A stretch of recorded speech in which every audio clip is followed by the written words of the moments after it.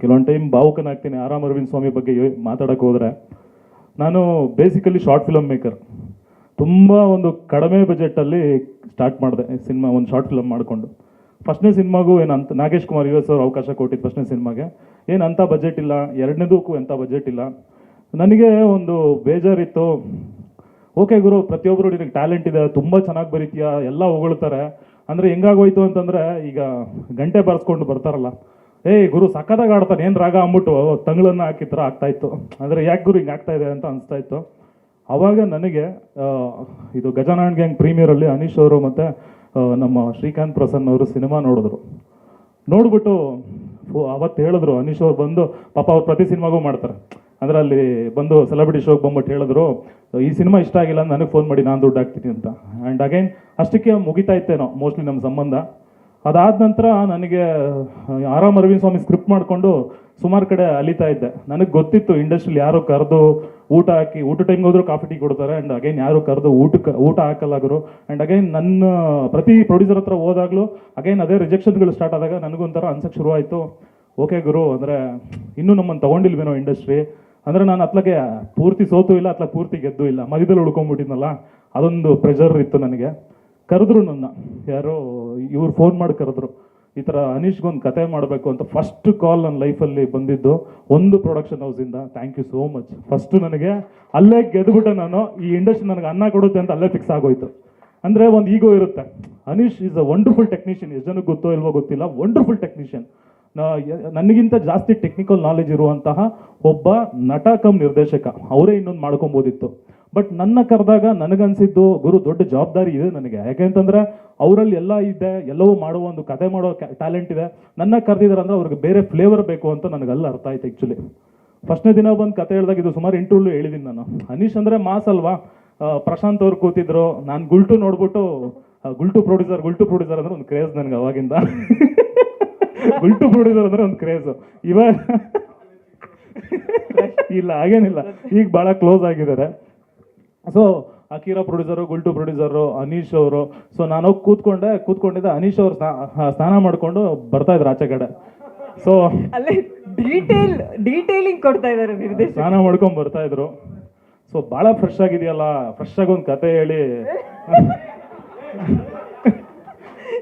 ನಿರ್ದೇಶಕರೇ, ನೀವು ಭಾಳ ಫ್ರೆಶ್ ಆಗಿ ಕಾಣ್ತಾ ಇದ್ದಾರೆ. ಫ್ರೆಶ್ ಆಗಿ ಒಂದು ಕತೆ ಹೇಳ್ಬಿಟ್ಟು ಒಂದು ಅಡ್ವಾನ್ಸ್ ಹಾಕೊಳ್ಳೋಣ ಅಂತ. ಸುಮಾರು EMI ಕಟ್ಟಿಲ್ಲ ಅಂತ ಬೇರೆ ಫೋನ್ ಬ್ಯಾಕ್ ಟು ಬ್ಯಾಕ್ ಬರ್ತಾ ಇತ್ತು. ಇಲ್ಲ, ಇದು ಅಡ್ವಾನ್ಸ್ ಹಾಕೊಳ್ಳೇಬೇಕು ಅಂದ್ಬಿಟ್ಟು ಮಾಸ್ ಕತೆ ಹೇಳಿದೆ. ತುಂಬ ಊರ ಮಾಸ್, ಫುಲ್ ಮಾಸ್. ಎಲ್ಲರೂ ಸ್ಯಾಡ್ ಆಗಿ ಕೂತಿದ್ದಾರೆ. ಗುರು ಕತೆ ಇಷ್ಟ ಆಗಿಲ್ವಾ, ಇಲ್ಲ ನಾನೇ ಇಷ್ಟ ಆಗಿಲ್ವಾ ಅಂತ ಒಂದು ಡೌಟ್ ಶುರು ಆಗೋಯ್ತು ನನಗೆ. ಓಕೆ, ಇದು ವರ್ಕೌಟ್ ಆಗಿಲ್ವಾ, ಇನ್ನೊಂದು ನೆಕ್ಸ್ಟ್ ಸ್ಟೆಪ್ ಹೋಗೋಣ ಅಂದ್ಬಿಟ್ಟು ಇನ್ನೊಂದು ಮಾಸ್ ಹೇಳಿದೆ. ಕತೆ ಹೇಳಿದ್ಮೇಲೆ ತುಂಬ ಖುಷಿ ಆಯಿತು brother, it was nice meeting you, ಇನ್ನೊಂದು ಸಿನಿಮಾ ಮಾಡೋಣ ಅಂತ ಅಂದರು.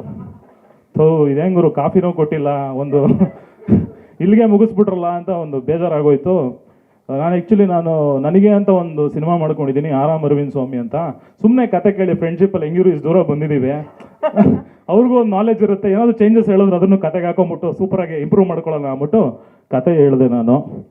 ಕತೆ ಹೇಳಿದ ತಕ್ಷಣವೇ ಭಾಳ ಅವ್ರಿಗೆಲ್ಲ ಇವರು ಪ್ರಶಾಂತ್ ಅವ್ರು ಎದ್ಬಿಟ್ಟು, ಟ್ರೈಲರ್ ಕಟ್ ನನ್ನ ತಲೆಯಲ್ಲಿದೆ, ಇದನ್ನು ಹಿಂಗೆ ಮಾಡೋಣ ಅಂತ ಅವರು.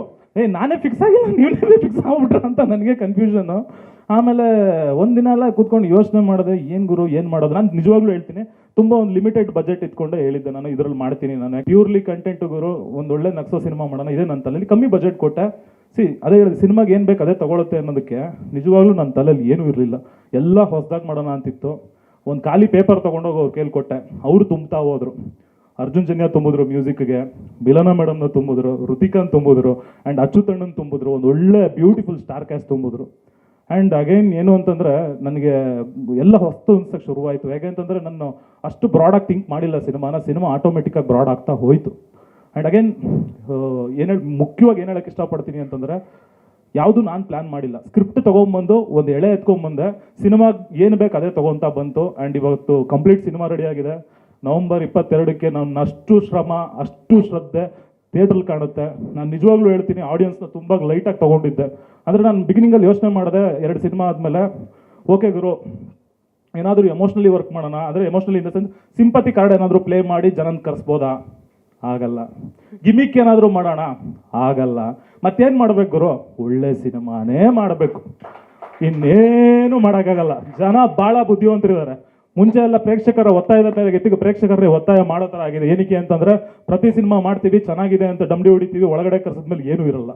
ಈ ಸತಿ ನಾನು ಹೇಳ್ತೀನಿ, ಸಿನಿಮಾ ಏನಾದರೂ ಚೆನ್ನಾಗಿಲ್ಲ ಅಂದರೆ ನಾನೇನು ದುಡುಕಿ ಏನು ಹೇಳಕ್ ಹೋಗಲ್ಲ. ಅದನ್ನ ಮಾಡ್ಬಿಡ್ತೀರಾ ನೀವು. ಸಿನಿಮಾ ಏನಾದರೂ ಚೆನ್ನಾಗಿಲ್ಲ ಅಂತಂದರೆ ನಂದು ಇದು ಕೊನೆ ಸಿನಿಮಾ ಆಗುತ್ತೆ ಕನ್ನಡ ಇಂಡಸ್ಟ್ರಿಲಿ. ಪ್ರತಿ ಎಕ್ಸಾಮ್ ಬರೆದಾಗ ಒಬ್ಬ ಡೈರೆಕ್ಟ್ರು ಏನಂತಂದರೆ, ಗುರು ನನಗೊಂದು 60 ಮಾರ್ಕ್ಸ್ ಬಂದರೆ ಸಾಕು ಅಂತ ಅನ್ಸುತ್ತೆ, ಇದು 80 ಮಾರ್ಕ್ಸ್ ಬಂದಿಲ್ಲ ಅಂದರೆ ಇದೇ ಕೊನೆ ಸಿನಿಮಾ ನಂದು ಕನ್ನಡ ಇಂಡಸ್ಟ್ರಿಲಿ. ಏನಕ್ಕೆ ಈ ಮಾತನ್ನು ಇಷ್ಟು ಕಾನ್ಫಿಡೆಂಟಾಗಿ ಹೇಳ್ತಾ ಇದ್ದೀನಿ ಅಂತಂದರೆ, ಇನ್ನು 20% ನಾವು ಯಾರನ್ನೂ ಮೆಚ್ಚಕ್ಕಾಗಲ್ಲ ಬಿಡಿ. ಅವ್ರು ಮರ ಅನ್ನಲ್ಲ, ಏನೋ ಭೂಮಿ ಅನ್ನಲ್ಲ, ಆಕಾಶ ಅನ್ನಲ್ಲ. ಸೊ ಅಂಥವ್ರು ನಾನು ದೇವರನ್ನೇ ಮೆಚ್ಚಕ್ಕಾಗಲ್ಲ. ನಾನು ನಿಜವಾಗ್ಲೂ ಸಿಕ್ಕಾಪಟ್ಟೆ ಕಾನ್ಫಿಡೆಂಟಾಗಿ ಹೇಳ್ತಾ ಇದ್ದೀನಿ, 80% ಬಂದೇ ಬರುತ್ತೆ. ಬಂದಿಲ್ಲ ಅಂದರೆ ಇದು ನನ್ನ ಕೊನೆ ಸಿನಿಮಾ ಕನ್ನಡದಲ್ಲಿ. ಇನ್ನೊಂದು ಗಣಿಟು ಅಂತ ಒಂದು ಮಾಡಿದ್ದೀನಿ. ಆಮೇಲೆ ಕೇಳ್ಬಿಟ್ಟಿರಾ ಹೆಂಗೋ ಮಾಡಿದೆ ನೀನು ಅಂತ ಕೇಳ್ಬಿಟ್ಟಿರಾ. ಡ್ಯಾಮ್ ಶೋರ್ ಸಿಕ್ಕಾಪಟ್ಟೆ ಕಾನ್ಫಿಡೆಂಟಾಗಿ ಹೇಳ್ತೀನಿ. ಮತ್ತೆ ನನ್ನ ತಂಡದ ಬಗ್ಗೆ, ನನ್ನ ಟೆಕ್ನಿಷಿಯನ್ ಬಗ್ಗೆ ಚಿಕ್ಕದಾಗಿ ಮಾತಾಡಲೇಬೇಕು. ನಿಮಗೂ ಹೋಗೋ ಆ ಥರ ಇರುತ್ತೆ, ಬಟ್ ನನಗೂ ಕಾತರ ಇದೆ ಅವ್ರ ಬಗ್ಗೆ ಮಾತಾಡಬೇಕು ಅಂತ. ರೈಮಿಂಗ್ ಆ್ಯಂಡ್ ಏನಂತಂದರೆ, ಫಸ್ಟ್ನೇದಾಗಿ ನಾನು ಹೀರೋ ಅನೀಶಿಂದನೇ ಸ್ಟಾರ್ಟ್ ಮಾಡ್ತೀನಿ. ಅಣ್ಣ, ನಿನ್ನೆ ಒಂದು ಟ್ರೈಲರ್ ನೋಡಿದೆ, ತುಂಬ ಬಿಗ್ ಬಜೆಟ್ದು. ಅಲ್ಲಿ ನೋಡಿದಾಗ ಅನ್ನಿಸ್ತು, ಯಾಕೆ ಈ ವ್ಯಕ್ತಿನ ಯೂಸ್ ಮಾಡ್ಕೊತಾ ಇಲ್ಲ ಅಂತ ನನಗೆ ತಲೆಗೆ ಸ್ಟ್ರೈಕ್ ಆಯಿತು. ಆ್ಯಂಡ್ ನಾನು ಇಂಡಸ್ಟ್ರಿಲಿ ನಿಜ ಹೇಳ್ತೀನಿ, ಯಾರಿಗೂ ಬಕೆಟ್ ಹಿಡಿಯಲ್ಲ. ಇದೊಂದು ಫಸ್ಟ್ ಹೇಳ್ಬಿಟ್ಟು ಸ್ಟಾರ್ಟ್ ಮಾಡ್ತೀನಿ, ಏನು ಗುರು ಹಿಂಗೆ ಬಕೆಟ್ ಹಿಡಿತಾನೆ ಅಂತ ಅನ್ಕೊಂಡ್ಬಿಡ್ತಾರೆ. ಮನಸ್ಸಲ್ಲಿರೋ ಮಾತು ನನಗೆ ಓಪನ್ ಆಗಿ ಹೇಳ್ತೀನಿ, ಒಳ್ಳೆ ಮೆಟೀರಿಯಲ್, ಒಳ್ಳೆ ಡ್ಯಾನ್ಸ್ ಮಾಡ್ತಾರೆ, ಸರಿಯಾಗಿ ಆ್ಯಕ್ಟಿಂಗ್ ಮಾಡ್ತಾರೆ. ಯಾಕೆ ಗುರು ಕನ್ನಡ ಬಳಕೆ ಮಾಡ್ಕೋತಾ ಇಲ್ಲ ಅಂತ ಅನ್ಸುತ್ತೆ. ಆ್ಯಂಡ್ ಆರಾಮ್ ಅರವಿಂದ್ ಸ್ವಾಮಿ ಆದಮೇಲೆ ಒಳ್ಳೆ ಬೆಸ್ಟ್ ಪರ್ಫಾರ್ಮರ್ನ ಖಂಡಿತವಾಗ್ಲೂ ಆಲ್ರೆಡಿ ಪ್ರೂವ್ ಮಾಡಿದ್ದಾರೆ. ಇನ್ನೂ ಒಂದು ಹಂತಕ್ಕೆ ಖಂಡಿತ ರೀಚ್ ಆಗುತ್ತೆ. ನವೆಂಬರ್ 22 ನಮ್ಮದೇ, ಈ ಸತಿ ಕಪ್ ನಮ್ಮದೇ.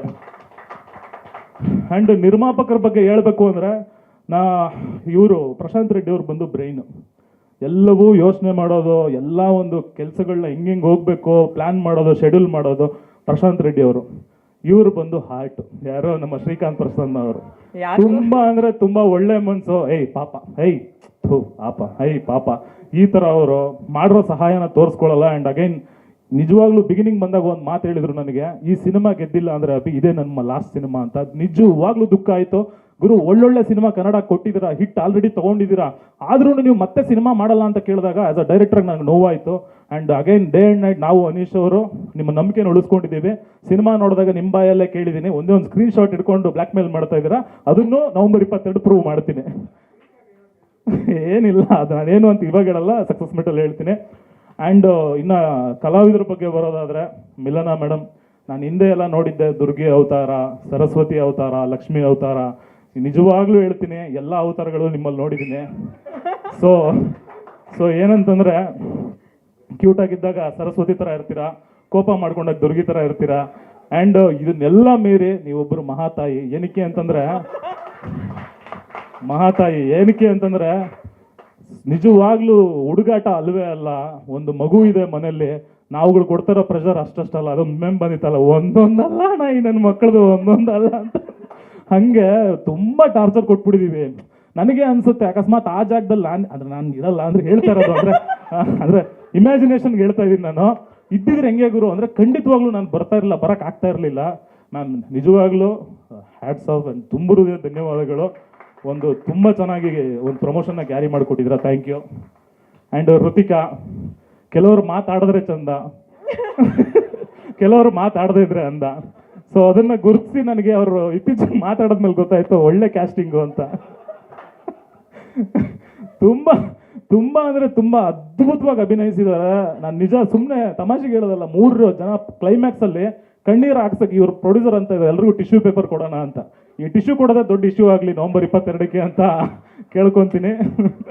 ಆ್ಯಂಡ್ ಋತಿಕಾ, ಒಳ್ಳೇದಾಗಲಿ, ಆಲ್ ದ ಬೆಸ್ಟ್. ಆ್ಯಂಡ್ ಇನ್ನೊಂದು ಇವರಿಬ್ಬರ ಬಗ್ಗೆ ಹೇಳಬೇಕು. ಆ್ಯಂಡ್ ಗೌರವ್, ಆಲ್ರೆಡಿ ನಾನು ಕರಿತಾ ಇರ್ತೀನಿ ಶಾರ್ಟ್ ಫಿಲಮ್ ಡಿ ಬಾಸ್ ಗುರು, ನೀನು ಶಾರ್ಟ್ ಫಿಲಮ್ ಡಿ ಬಾಸ್ ಗುರು ಅಂತ. ಆ ಕ್ರೇಜ್ ಇಟ್ಕೊಂಡಿರೋ ವ್ಯಕ್ತಿ ಆತ. And big FM RJ Vicky, ಅಂದರೆ ಅವ್ರು ನಿಜವಾಗ್ಲೂ ಬಿಗ್ಗೆ ಅಯ್ಯಪ್ಪ, ಅಂದರೆ ನಿಜವಾಗ್ಲೂ ಬಿಗ್ಗೆ. ಆ್ಯಂಡ್ ಒಳ್ಳೆ ಕಲಾವಿದ್ರ ದಂಡು ನಮ್ಮ ಚೋಟಾ ಮಾಸ್ಟರ್ ಅನಂತ್ ಅವರು. ಯಾವಾಗಲೂ ಜಿಮ್ಮಲ್ಲೇ ವರ್ಕೌಟ್ ಮಾಡ್ತಾ ಇರ್ತೀರಾ, ಈ ಸತಿ ಸ್ವಲ್ಪ ಪ್ರಮೋಷನ್ಗೂ ವರ್ಕೌಟ್ ಮಾಡಿ. ಸೊ ಅವರು ಇಷ್ಟು ದಿನ ಆ್ಯಕ್ಟಿವ್ ಇರಲಿಲ್ಲ, ಅವ್ರದ್ದು ಪೋಸ್ಟರ್ ಬಂದಿದ ತಕ್ಷಣ ಅಣ್ಣ ಆ್ಯಕ್ಟಿವ್ ಆಗಿರೋದು ನಮ್ಗೆ ಆ್ಯಕ್ಟಿವ್ ಹೊಂಡದಲ್ಲಿ ಹೋದಷ್ಟೇ ಖುಷಿ ಇದೆ. Thank you. And again Chetan Durga ಮತ್ತು ನಂದಿನಿ ಅವರೇ, ನೀವು ಒಂದು ಸಿನಿಮಾದಲ್ಲಿ ಒಂದು ಪ್ರಮುಖ ಪಾತ್ರ. And thank you Chetu, and thank you Nandini ಅವರೇ, ಲವ್ ಯು ಅನ್ನೋಕ್ಕಾಗಲ್ಲ, and thank you so much. And Raghu sir, and ನೀವು ಕ್ಯಾರೆಕ್ಟರ್ ಬಂದು ನಾನು ಹೇಳ್ತೀನಿ, ಇವರ ಗುಡ್ ಬಾಯ್ ಅಂತ ಸ್ಟಾರ್ಟ್ ಆಗುತ್ತೆ, ಎಂಡ್ವರೆಗೂ ಆ ಪಾತ್ರ ಎಷ್ಟು ರಂಜಿಸುತ್ತೆ ಅನ್ನೋದು ಸಿನಿಮಾದಲ್ಲೇ ನೋಡಿ. ಮುಗೀತು, ಇವತ್ತು ಇದು ನನ್ನ ಕೊನೆ ಭಾಷಣ, ಅಂದರೆ ನಾನು ಕೊನೆ ಭಾಷಣ ಅಂದ ಸೆನ್ಸ್ ಇವತ್ತಿಗೆ ಕೊನೆ ಭಾಷಣ ನಂದಿದು.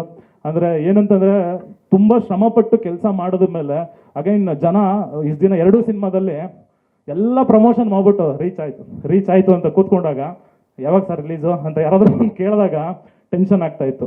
ಮತ್ತು ಇನ್ನೂ ಕೆಲವರು ಬಂದು ಯಾವಾಗ ಸರ್ OTTಗೆ ಅಂತ ಕೇಳಿದಾಗ ಇನ್ನೂ ಒಂಥರ ಇರಿಟೇಟ್ ಆಗ್ತಾ ಇತ್ತು.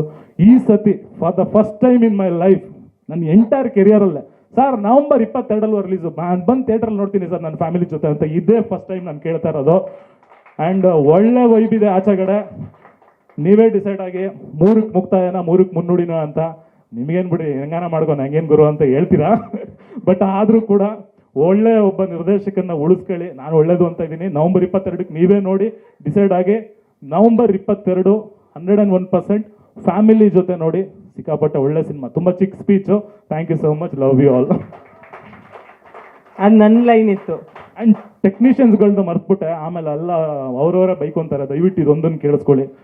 ನನ್ನ ಇಡೀ ಒಂದು ಟೆಕ್ನಿಕಲ್ ತಂಡ ಬಂದು ಅದ್ಭುತವಾಗಿ ಕೆಲಸ ಮಾಡಿದೆ. ಫಸ್ಟು ಡೈರೆಕ್ಷನ್ ಡಿಪಾರ್ಟ್ಮೆಂಟು ನಮ್ಮ ಸಂದೀಪು, ನಮ್ಮ ಟೆನ್ಷನ್ಗೆ ಹೆಸರು ಮರಿತಾರೆ ಕಣ, ಪ್ರಜ್ವಲ್ಲು, ಶ್ರೇಯಸ್ಸು, ಆಮೇಲೆ ಅರುಣ, ಆಮೇಲೆ ಒಂದು ಸುರೇಶ, ಎಲ್ಲರೂ ತುಂಬ ಕೆಲಸ ಮಾಡಿದ್ದೀರಾ. ಆ್ಯಂಡ್ ಅಗೈನ್ ಮ್ಯೂಸಿಕ್ ಡೈರೆಕ್ಟರ್ ಬಂದು ಅರ್ಜುನ್ ಜನ್ಯ ಸರ್ ತುಂಬ ಅದ್ಭುತವಾಗಿ ಮ್ಯೂಸಿಕ್ ಕೊಟ್ಟಿದ್ದಾರೆ. ಬ್ಯಾಕ್ಗ್ರೌಂಡ್ ಸ್ಕೋರ್ ಬಂದು ಆನಂದ್ ರಾಜ್ ವಿಕ್ರಮ್ ಅಂತ, ಸಿನಿಮಾದಲ್ಲಿ ಕಣ್ಣಲ್ಲಿ ನೀರು ತರಿಸೋ ಥರ ಒಂದು BGM ಕೊಟ್ಟಿದ್ದಾರೆ. ಆ್ಯಂಡ್ ಶಿವಸಾಗರ್ YVB ಅಂತ DOP. ಪ್ರತಿಯೊಬ್ಬರು ಅವ್ರವ್ರ ಕೆಲಸನ ಅದ್ಭುತವಾಗಿ ಮಾಡಿದ್ದಾರೆ. ಒಂದು ಎಡಿಟರ್ ಬಂದು ಉಮೇಶ್ RB ಅಂತ. ಆ್ಯಂಡ್ ಇನ್ನೂ ಒಂದಿಷ್ಟು ಜನ ಒಳ್ಳೆ ಕೆಲಸಗಾರರಿದ್ದಾರೆ. ಅವ್ರ ಹೆಸರು ನಮ್ಮ ಮನಸ್ಸಲ್ಲಿದೆ, ಅದನ್ನು ನನ್ನ ಮನಸ್ಸಲ್ಲೇ ಮಿಸ್ ಆದರೆ ಹಾಕೊಂಡು ತುಳಿದ್ಬಿಡ್ತಾರೆ. Thank you so much, love you all. ಮಾಧ್ಯಮ ದಯವಿಟ್ಟು ತಲುಪಿಸಿ. ಯಾಕೆಂದರೆ ನಿಮ್ಮನ್ನು ಮಾಧ್ಯಮ ಅಂತ ಏನಕ್ಕೆ ಕರೀತಾರೆ ಅಂದರೆ ಅದೊಂದು ಉದ್ಯಮ ಅಲ್ಲ, ಅದೇನೋ ಪಂಚ್ ಬರಲಿಲ್ಲ, ಆದ್ರೂ ತಲುಪಿಸಿ, ಮಿಸ್ ಮಾಡಬೇಡಿ ಆ್ಯಂಡ್ ಸಪೋರ್ಟ್ ಮಾಡಿ.